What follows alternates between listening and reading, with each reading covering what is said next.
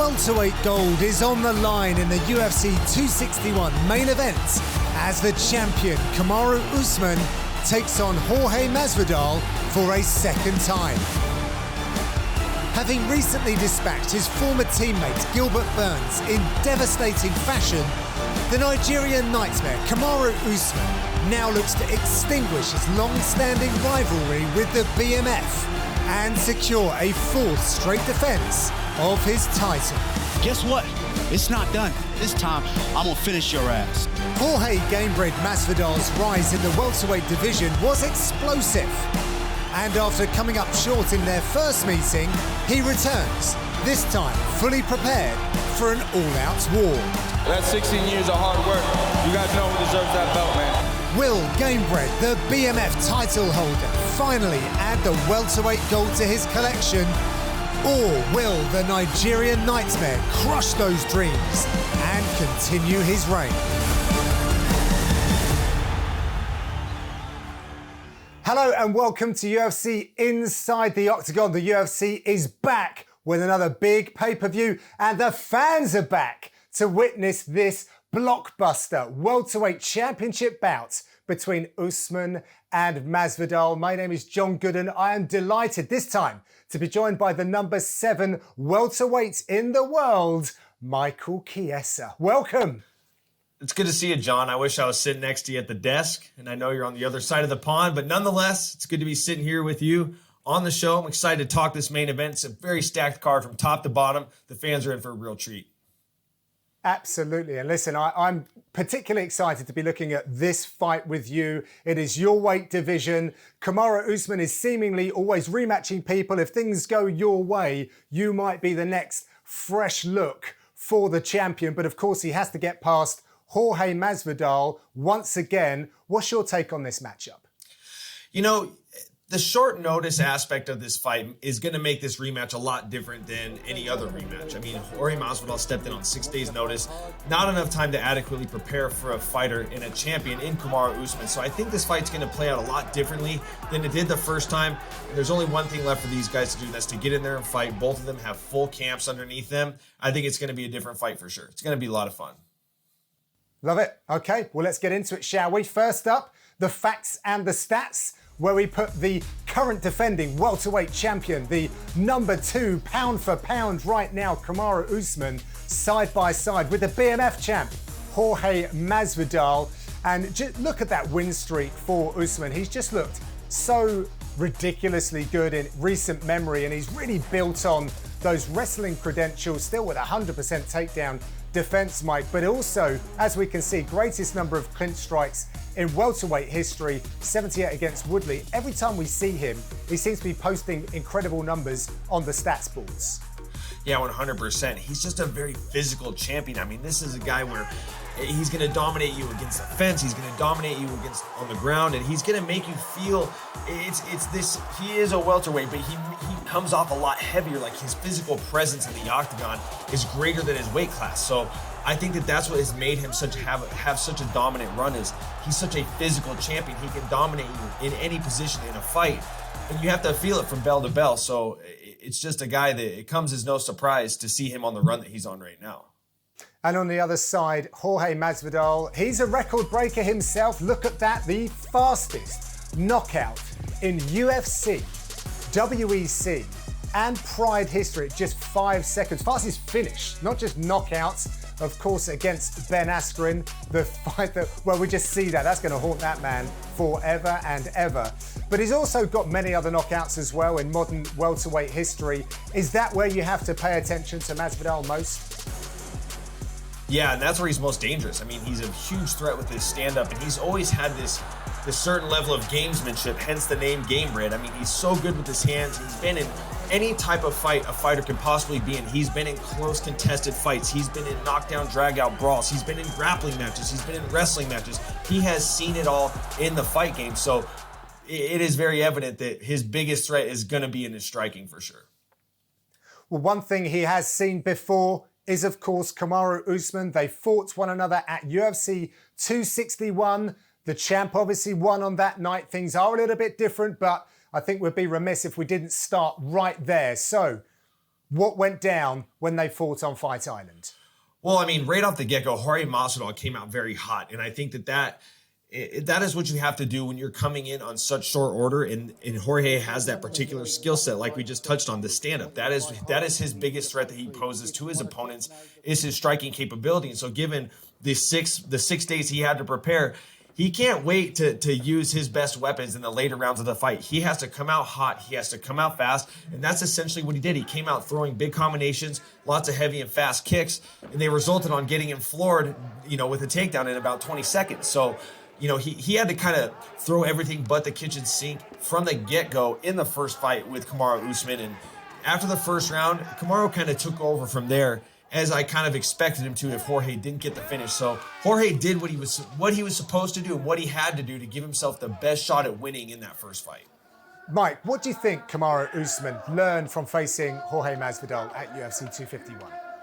I don't think that there was a ton of takeaways for Kamaru Usman. I think the biggest thing that he learned is he got to pick up on a little bit of Jorge Masvidal's nuances in his timing and his speed. I think he got to experience that. And I think that's going to be key going forward. But for the most part, he just did what he does best. He made it a very physical fight. He pinned him on the fence, used his physicality, used his takedowns, used his wrestling, used the bread and butter that he's had through this whole title reign.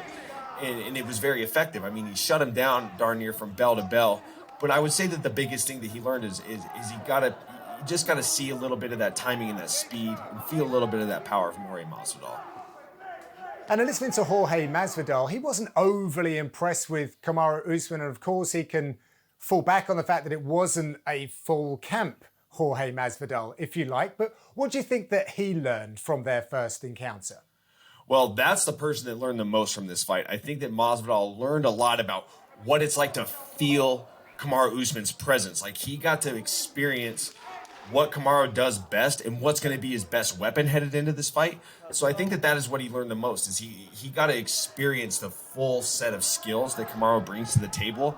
And he might have been on the short end of it, but he got the most takeaways. And I say that in a sense because he only had 6 days to prepare. So it's like he got to feel the best version of Kamaru Usman, but Kamaru didn't get to feel the best version of Jorge Masvidal. So I feel like that's going to be something that's going to be his ace in the hole, in a sense, is the fact that Kamaru didn't get to experience Jorge Masvidal at his 100% best.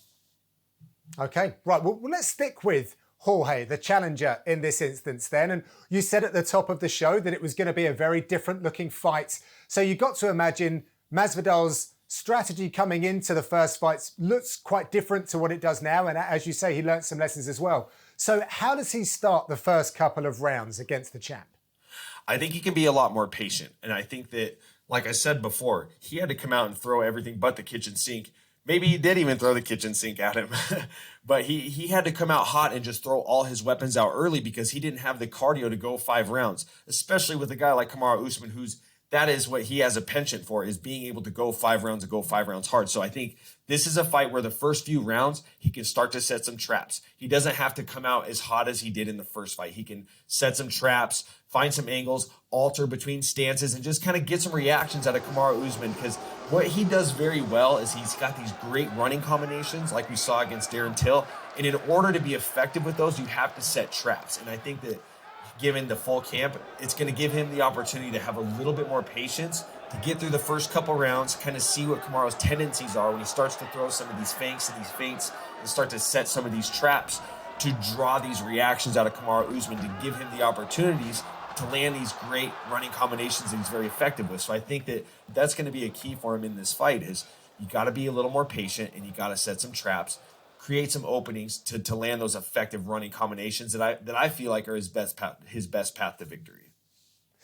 Do you feel like he kind of completely exposed himself in those first couple of rounds to Kamaru Usman when they fought first time? And what's the problem with letting it all out there so early on? I definitely think that he let all his cards show. Just even in that first round, I mean, he kind of showed his whole hand. And I think it's going to be important for him in this fight granted, Kamaru, both of these guys know what they're good at. They fought each other. There's a lot of film on one another, and you kind of know what to expect from each guy, but I feel like he could keep his cards closer to his chest in terms of when he can start to throw these combinations at him and when he can time these kicks and when he can start to use these weapons that he's been working on. I mean, I hate to beat on the fact that he had only 6 days to prepare, but that's pretty vital when you're going into a world title fight. So I think just given the extra preparation, it's going to give him the opportunity to be a little more patient this fight. Okay, right. Well, let's take a look at the champ then. And he came into mixed martial arts with a credentialed wrestling background, but under the watchful eyes of Henry Hooft and more recently Trevor Whitman, his striking has gotten better and better and better. And he has one of the more educated jabs in the game right now. That is going to be absolutely vital for him against such a wonderful striker like Masvidal. Well, the jab, John, the jab is your path to any type of offense, any type of defense, any type of beginning sequence towards a knockout, or even if you're being hurt and it's a good evasive tactic, you can work behind the jab for any type of scenario in a fight. And that's something that Kamaru does very well. He's worked that jab extensively, and that's definitely a niche in Trevor Whitman's coaching style.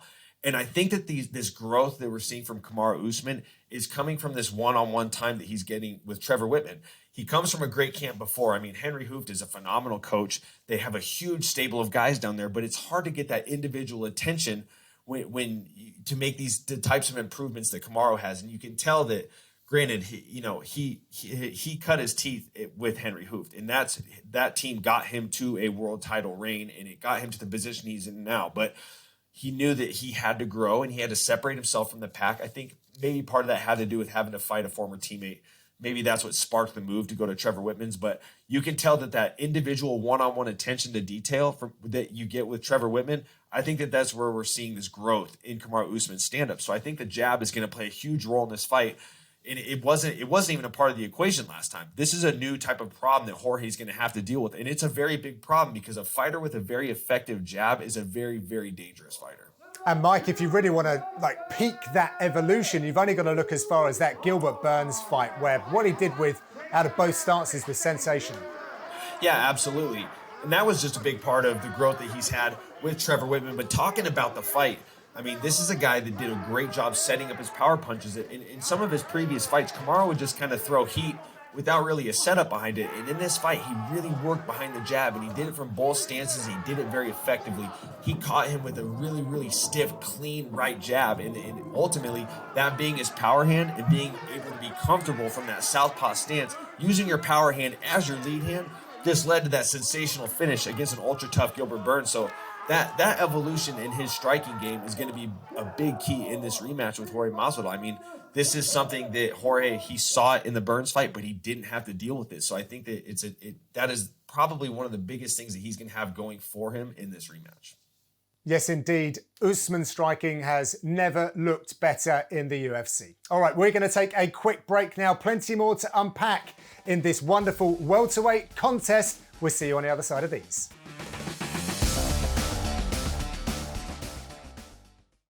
Welcome back to UFC Inside the Octagon, where we are breaking down the welterweight championship fight between Kamaru Usman and Jorge Masvidal. In part one, we took a look at their first meeting, which Jorge Masvidal did take on 6 days' notice, but Kamaru Usman definitely imposed his will and was the runaway victor. But since then, we've seen him get even better against Gilbert Burns, and Jorge Masvidal definitely will be coming into this one very different from a strategic standpoint, because he does, of course, have a much more full camp from which to work. Now, Michael Chiesa, I'm going to tread very delicately here as we discuss the grappling of Jorge Masvidal, because it is an underrated part of his game, which you know about. I'm sorry I had to throw it in there. Hey, no, it's totally fine, John. Look, if there's one guy you want to get your first pro loss from, it's Jorge Masvidal. So I'd rather have it be him than anybody. But that is one thing that he really surprised me with in that fight. I did not think that he would be able to keep up with me on the ground.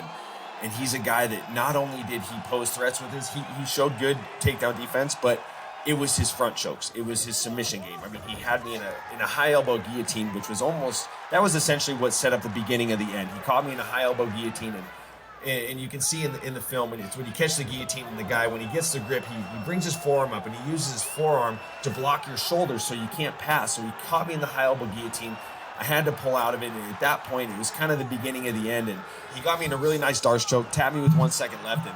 And I know the Darce choke is something that he learned from his teammate, Dustin Poirier, who's also very good at it as well. But that just goes to show, the American top team camp in general, it's a grappling based camp. They got a lot of well-rounded guys, but a lot of them have good submission credentials. And I remember when my coach was in China cornering one of my teammates, and he saw Ricardo Laborio after the fight, and they got to talking.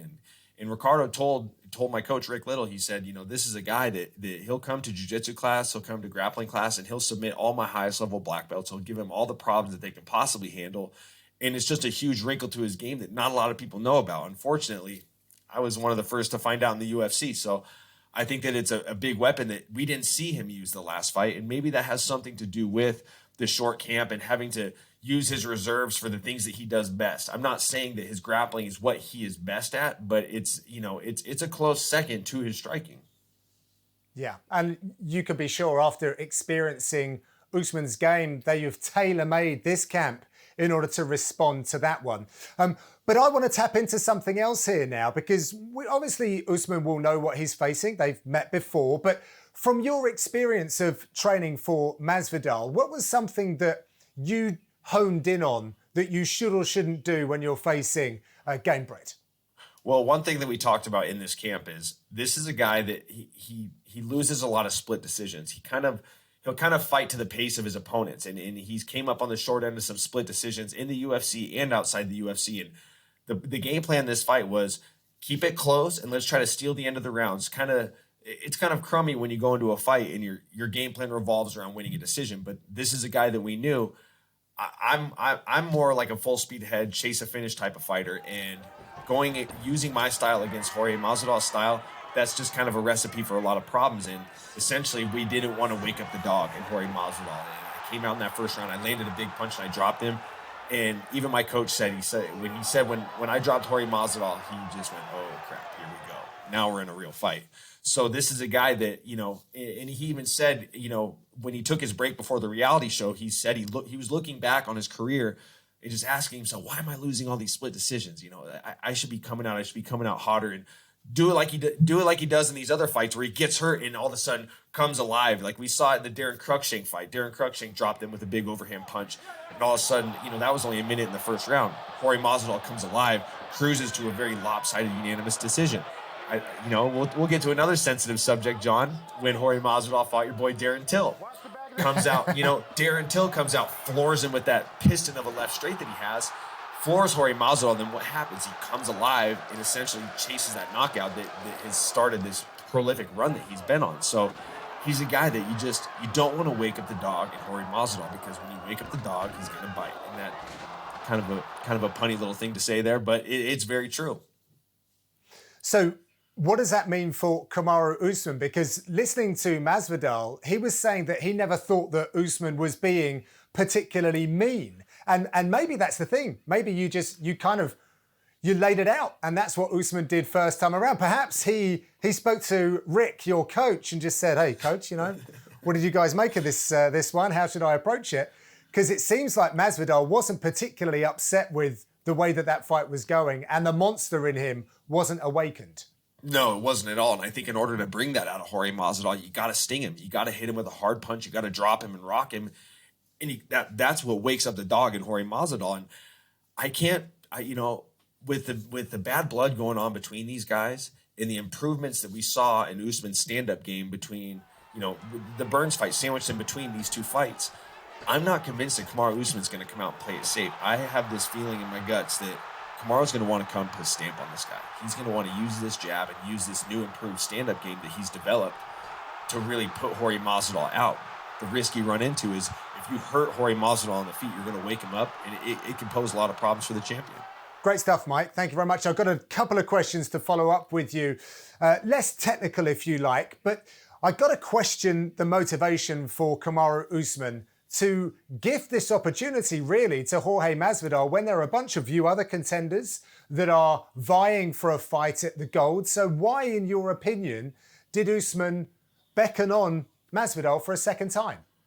I think that he's giving, first and foremost, Kamaru Usman's the A side. He kind of gets to pick who he fights, and he's got a lot of great contenders sitting in the fringes wanting to fight him. But the fact that the narrative with that first fight being that, Jorge Masvidal only got a 6-day camp, and that's not even a camp. He just got 6 days notice. And Jorge's a guy that stays in the gym, he stays active, and he was preparing to potentially fight him that first time. He had Bo Nickel and other guys from Penn State down at American Top Team, and he was gearing up to fight Kamaru Usman, and they went a different direction with Gilbert Burns. So he stayed in the gym and he was helping his teammates. But there's a stark difference between training to help your teammates and training to stay sharp and training to be in training camp. And I think that that's the big storyline that a lot of people harp on. And I think that that's why Kamaru Usman wants to go out there, give him another fight, even though, Jorge Masvidal didn't, I wouldn't say he didn't earn the right to get this fight, because you know what? He stepped in on 6 days notice and essentially saved the day. This is something he should be rewarded with. It sucks for guys like me, sucks for guys like Wonderboy Thompson and Leon Edwards and all these other guys, but Jorge did step up on short notice. And it is fitting that he gets to go back into this, get into this fight again and get a rematch. And I think it's also part of Kamaru Usman's mentality, where he's got that. He's been watching The Last Dance with Michael Jordan often. You can tell, because it's things that Jorge Masvidal is saying that's getting under his skin, that triggered him to say, you know what, I'm going to give you a full camp so you have no excuses, so I can shut you up for good. So I feel like that's the motive for Kamaru Usman, and I can respect that. Do you think on the other side that Masvidal, given his age, the number of fights that he's had, where he's at in his career right now, do you think this is like the final opportunity for him to get his hands on that welterweight gold? There's a lot of variables to that question, John. I mean, look at Michael Bisping. This is a guy that there's been a few times where he's been right on the brink of getting that title fight and came up short in those pivotal fights. But, this sport takes crazy twists and turns that nobody could expect. But unless Jorge Masvidal can go out there and win, I think that it's safe to say that this could be his last one. I mean, if he loses this fight, he's going to have to string together at least 2 wins against guys in the top of the heap at 170 pounds. So that's really tough to say, but I think it would be a good mentality to have going into this fight, that is do or die. If I'm Jorge Masvidal and if I'm his coaches, I'm not thinking like, hey, if we come up short, we can just work our way back up to another one. I would think that this is do or die. You got to win this fight, because it's going to be a lot harder to get here than it was before. So, it could potentially be the last title fight for Jorge Masvidal, but he could still go out and win this thing. So he goes out and wins, he's the champion. And then there's a whole other laundry list of what ifs that could go on. So it's tough to say. They still got to go out and fight. I think that's what's most important. Is we can't focus on what's next for Jorge Masvidal in the loss. We can't focus on what comes for him if he wins, and that goes for the champion as well. These guys got to fight, and we'll see how the cards fall after that. Love it. Mr. Chiesa, thank you very much for your expertise and insight. It is a big one at 170. It is for the gold, for the popularity, to set the record straight. Full camp on both sides, fans in the building, and it will follow 2 other title fights as well. Unbelievable scenes await us. Thank you very much for tuning into this episode. Keep the conversation going using the hashtag Inside the Octagon. Tweet at UFC Europe. Enjoy the fights, my friends, and we'll see you next time.